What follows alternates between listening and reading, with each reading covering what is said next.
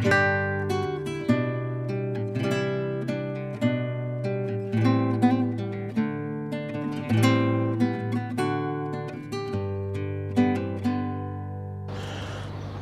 this is Rowdy with Stoneface Kennels, and today we're going to be talking about how to make a homemade backing silhouette.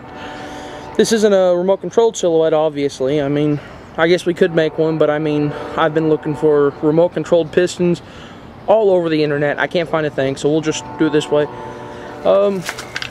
Basically, to make this, you need a few things. I've got some U-bolts here I've cut off. These are about 12-inch nails. Okay, I'll show you in a minute, just to give you an idea, just to explain the process first. I got a 3/4 inch piece of plywood, which it was 4x4, and I bought it for $3.50 at a flea market, so I got it on still. And then I got a quart of paint, white paint, oil base. Make sure you use oil base, for half off at the hardware store. And then this is pretty much one of the only, well, it is the only power tool you need. It's a jigsaw. Just in case you guys don't know what a jigsaw is. You pull this trigger here. When you pull that trigger there, this moves up and down, blade here, and it cuts the wood. And you can while you're sawing, you can turn it this way, you can turn it that way, make real sharp 90-degree or 45-degree or whatever angle turns. This is corded. I got this at a flea market also, different flea market, for $5 actually. And make no mistake, it's a piece of junk, but it got it done. And you can get the blade if you need a blade. Get a fast cut wood blade for just a couple bucks. And if you're just going to do this one job, you don't really need much more than that. So anyway, back to the thing. All I did was I threw the piece of plywood up on the roof of the on the hood of the pickup. I traced it out, just drew the best I could a dog. I kind of somewhat patterned it after the ones you see on for sale online, and just get a basic idea. I tried to stagger the footsteps and everything, and angle the tail. I tried to. That dog's pretty thick, the one like you'd see at Lion Country Supply and such. So I tried to emulate that a little bit, but I mean, this is the ugliest thing anybody that with no business doing anything in a shop could ever build. But Moxie pointed a white 5-gallon bucket the other day, or I mean backed it, so you know it's not I don't think she's gonna mind too much. It's just to get the idea to them. So people do use this a lot. Now people a lot of times put they'll put white paint or black paint on there, a different color paint. I might do that, but I don't know, the white stands out really nice. So I'm gonna stick with that. All in all, this probably cost me $15 or $20 to build, so it's very, very, very, very, very affordable, and you know, no worries. Anyway, this is what I did. I threw it on the pickup. I traced it out the best I could. Pen or pencil, it doesn't matter because you're going to paint over it anyway. And once I had it all cut out, make sure you have a solid base, okay? Because you have somewhere to step on. You have to, it's just make sure you have a solid base. You can paint it like black or green or whatever later on so it'll blend in with the ground better. But just keep a solid base. When you get done, get in there with the jigsaw, cut it all out, and once you cut it out, I'll lay this on its back.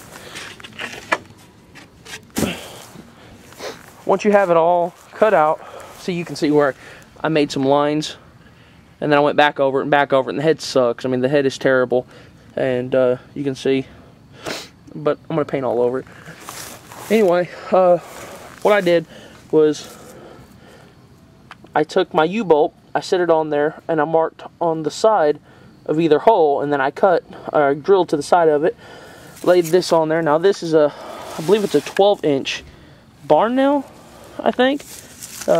Anyway, it's got the lip on it, so you can see it's not going down, and this is drilled in so hard that it's not going anywhere. I drilled this one in a little too hard. This one, you can see, is a lot better. Let it against the side. I'll probably get another couple of U-bolts and do it lower here and down there, just to fill this gap here. Okay, so what I did was, you can see it better this way. Just the U-bolt ran it through. Then whenever I step on it to put it in the ground, you can see what I do is on the head there, I step right on the head and it sinks right into the ground. Come over here, sink on the head, put it right in the ground. Really, really, really, really, really, really, really, really, really easy to set up. Now, it's not in the ground all the way right now. I mean, you might carry a mallet with you if you need to or whatever. I do suggest using 2 more U-bolts. It's going to be a couple more bucks, and I'm big on making it as cheap as possible. But at the same time, if you put those in at the wrong angle, then they could bend out. It could split your wood. You have a whole thing to go through again. So, and anyway, that's it. If you have any questions for me, or you'd like any help, or any comments that you've done one and you would like to know, people to know how you did yours or whatever, post pictures, whatever you'd like, and post suggestions on how to do it. Anyway, when you're training a dog with these, what you do is you would set it up. Let's move this one more time.